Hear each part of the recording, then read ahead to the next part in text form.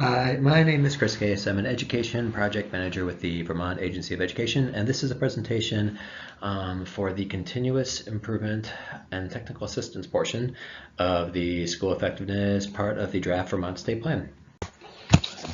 This presentation is going to start by looking at the goals of the agency's technical assistance, and then we're going to look at two different types of assistance that the agency provides that fall within the category of this ESSA work. The first is the technical assistance provided through the Consolidated Federal Programs work, and the second is the AOE coordinated technical assistance that follows a school's identification as being either in comprehensive status or targeted status.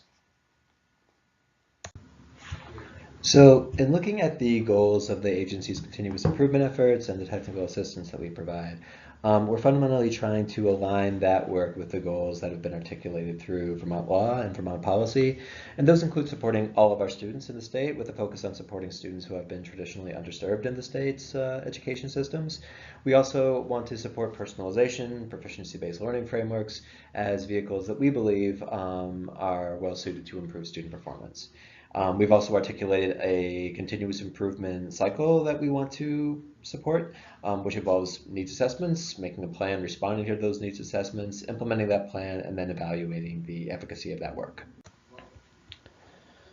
Moving now into the Consolidated Federal Grant application process. When the AOE staff who are reviewing those applications are doing so, they're going to be looking for connections between the grant application language and the results of that school's needs assessment, which would include any identification that was part of an accountability determination.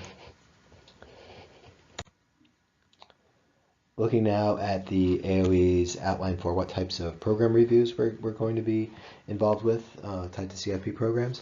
The first are the most intensive. They're called comprehensive on-site reviews. They're going to be performed by agency staff, and they will be performed for a very limited number of school districts and supervisory unions who are identified as being in high risk of being in noncompliance with state and federal policy.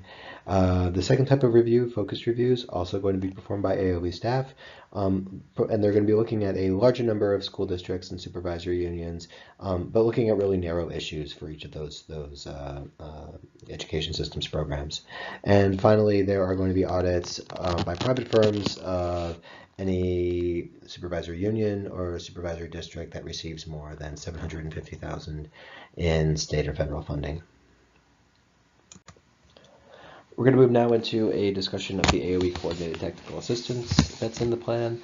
I'll start by saying that what you read in the plan is pulled from the Education Quality and Continuous Improvement Framework, not word for word, but the concepts and the categories of supports. That Continuous Improvement Framework is available on the Agency of Education's website, and it is linked to within the text of the draft state plan. The state plan describes what types of supports a school may receive as a part of being identified as either being a comprehensive school or a targeted school. The big theme in that section is that those supports are going to be heavily differentiated, and so the differentiation will be dependent on whether or not a school is targeted or comprehensive and what level of comprehensive a school is identified as being. And there will also be differentiated supports as a result of a school's needs assessment. So I think the agency has limited resources and is really looking to both use its resources really intentionally and also really make sure that when it applies resources to support school improvement efforts, that it's doing that in a way that's really relevant to that school's needs.